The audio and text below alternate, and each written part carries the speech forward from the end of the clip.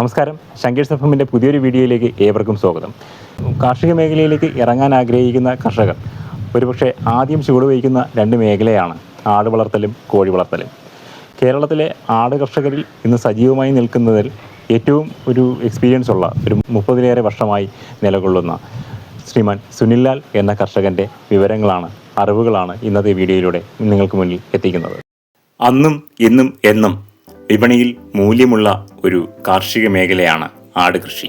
അതുകൊണ്ട് തന്നെയാണ് ആട് കൃഷിയിലേക്ക് ഓരോ നാളിലും ആട് കൃഷിയിലേക്ക് കടന്നു വരുന്ന കർഷകരുടെ എണ്ണം കൂടിക്കൂടി വരുന്നത്. ഒരു ഇടത്തരം കർഷകൻ്റെ ഏറ്റവും ഇഷ്ടപ്പെട്ട ഒരു മേഖലയാണ് ആട് കൃഷി. ഇടത്തരം കർഷകന് ഏറ്റവും എളുപ്പത്തിൽ ചെയ്യാവുന്നതും കുറഞ്ഞ മുതൽ മുടക്കിൽ ആരംഭിക്കാം എന്നുള്ളതുമാണ് ആട് കൃഷിയെ ഏറ്റവും കൂടുതൽ ശ്രേഷ്ഠകരമാക്കുന്നത്.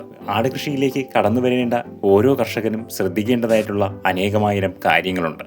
ഓരോ ചുവടും ശ്രദ്ധിച്ചു വച്ചാൽ 100% വിജയം കൊയ്യാവുന്ന ഒരു മേഖലയാണ് ആട് കൃഷി.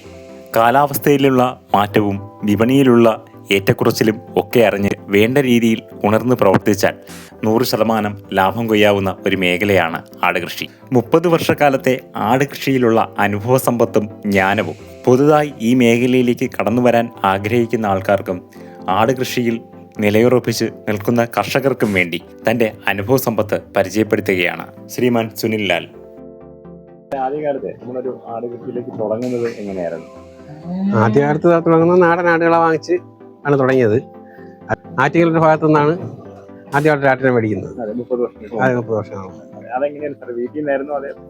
അതൊരു വീട് നിന്നായിരുന്നു. അതിൽ നിന്നാണ് തുടങ്ങിയത്. അതിനുശേഷമാണ് പിന്നെ ജമുനാപ്പേരി, സിരോഹി, ബീറ്റൽ ഇങ്ങനെയൊക്കെ ഉള്ള ഐറ്റങ്ങളെ വാങ്ങിച്ച് വളർത്താൻ തുടങ്ങിയത്. ആദ്യമായിട്ട് നമ്മളിവിടെ എത്തിച്ചേരായിരുന്നു അത് ബീറ്റലായിരുന്നു. അത് ഇപ്പൊ എത്ര വർഷമായി? അത് 25 വർഷമായി. ഒറിജിനൽ പീരീഡാണോ?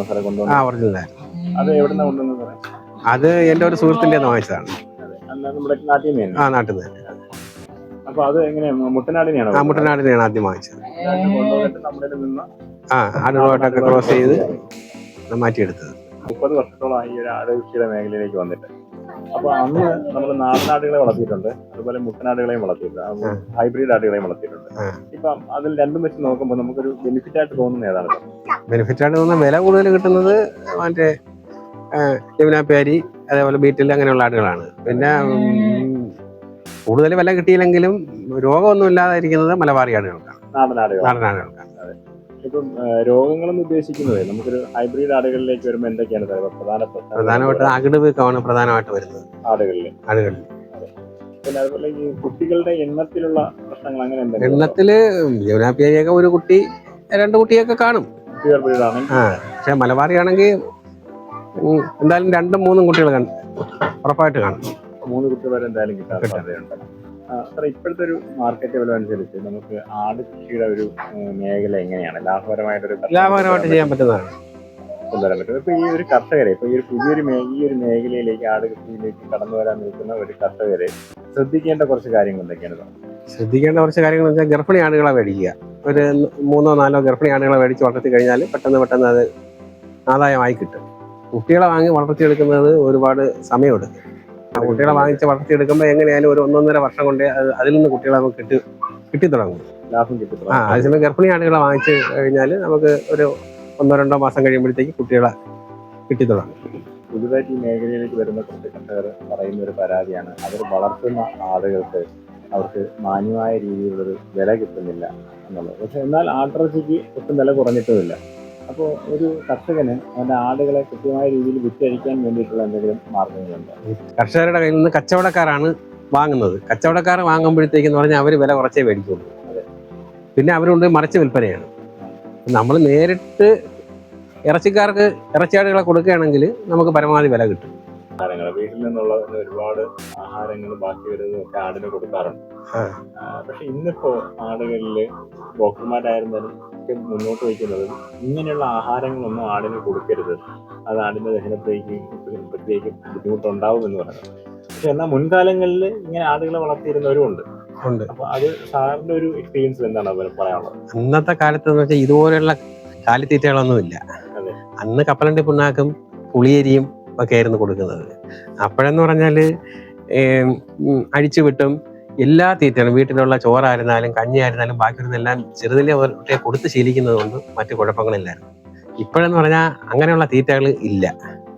അപ്പൊ അത് കൊടുക്കാതിരുന്നിട്ട് കൊടുക്കുമ്പോഴാണ് ഇങ്ങനെയുള്ള പ്രശ്നം വരുന്നത്. കൊടുത്ത് ശീലിച്ചാൽ ഒരു പ്രശ്നവും വരില്ല.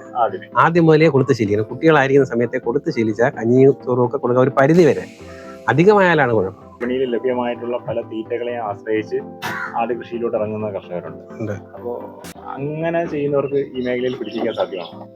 സാധ്യമാണ്. കാരണം എന്ന് പറഞ്ഞാൽ ഈ നമ്മൾ ഇതിൻ്റെ ഉള്ള ഈ പില്ലറ്റും അതുപോലെയുള്ള സാധനങ്ങൾ ഒരു നിശ്ചിത അളവിൽ കൊടുത്തിട്ട് ബാക്കിയുള്ള തീറ്റകൾ എന്ന് പറഞ്ഞാൽ പുല്ലായിരുന്നാലും പിന്നെ ഇലയായിരുന്നാലും നമ്മൾ ഇത് കൊടുക്കുകയും കുറേ സമയം പുറത്ത് വിട്ട് മേയ്ക്കാൻ പറ്റുമെങ്കിൽ ചിലവ് വളരെ കുറഞ്ഞിരിക്കും. അടിച്ചിട്ട് ആടിനെ നിർത്തുന്നതും അതുപോലെ നിലത്ത് ആടിനെ നിർത്തിയേക്കുന്നതും തമ്മിൽ ആടുകളിൽ വ്യത്യാസം ഉണ്ടാവാറുണ്ട്. വ്യത്യാസം ഉണ്ടാവാറുണ്ട്. ആടുകൾ വൃത്തിയായിട്ട് നിൽക്കും. ഇത് ആടിന്റെ പുറത്ത് അഴുക്കൊന്നും പറ്റത്തില്ല. പിന്നെ അതുപോലെ തന്നെ ആടിനെ കുളിപ്പിക്കേണ്ട തട്ടിന്റെ പുറത്ത് നിർത്തിയിരുന്നാൽ. തറയിൽ നിർത്തുന്ന ആടുകളുടെ പുറം പെട്ടെന്ന് അഴുക്കാവും. രോഗസാധ്യതയൊക്കെ വളരെ കൂടുതലാണ്. ചുമയുടെ ഒരു പ്രശ്നം വരുന്നതൊക്കെ ഈ തറയിൽ നിർത്തിയിരിക്കുന്ന ആടുകളിലാണ് കൂടുതലും കണ്ടുവരാറ്. തറയിൽ നിർത്തിയിരിക്കുന്നത്, പിന്നെ അതുപോലെ പുറത്ത് പോയിട്ട് മഴ നനയുക, അങ്ങനെയൊക്കെ ഉള്ള ഇതിലാണ് ഈ ചുമയും മറ്റു കാര്യങ്ങളും വരുന്നത്. പിന്നെ കാലാവസ്ഥ മാറുന്നതനുസരിച്ച് മഞ്ഞുകാലം ആകുമ്പോഴത്തേക്കൊക്കെ ചുമ വരാറുണ്ട്. ആടുകൾക്കായാലും ഉണ്ടാവും. അതിന് നമ്മൾ എന്തൊക്കെ പ്രതിവിധിയാണ് നടത്തുന്നത്? അതിന് നമ്മൾ മഴക്കാലത്തിന് മുമ്പ് നമ്മൾ വാക്സിനൊക്കെ എടുക്കും. 3 ലക്ഷം രൂപ 5 ലക്ഷം രൂപ വരെ മുടക്കി ഇപ്പൊ ഹൈടെക് കൂട് പണിയുന്ന ആൾക്കാരാണ്. അവർ 3, 4, 5 ആടിനെ വളർത്താൻ വേണ്ടിയിട്ടാണ് അത് ചെയ്യുന്നത്. അപ്പൊ അതിനെ കുറിച്ച് ഉള്ള സാറിന്റെ അഭിപ്രായം എന്താണ്? അതാണ് ഏറ്റവും വലിയ ഈ മേഖലയിൽ പരാജയം എന്ന് പറയുന്നത്. ചെലവ് കുറഞ്ഞ രീതിയിൽ നമ്മൾ തടികളൊക്കെ കൊണ്ട് സാധാരണ രീതിയിലുള്ള കൂടുകൾ ഉണ്ടാക്കി കഴിഞ്ഞാൽ നമുക്ക് ചിലവ് വളരെ കുറഞ്ഞിരിക്കും. പെട്ടെന്ന് ആടുകൾക്കെല്ലാം ഒരു അസുഖം വന്നു. ഇതുപോലെ ഒരാട് പോലും അവശേഷിക്കാതെ ചത്തുപോയിട്ടുണ്ട്. ചികിത്സകളൊന്നും ഫലിച്ചിട്ടില്ല.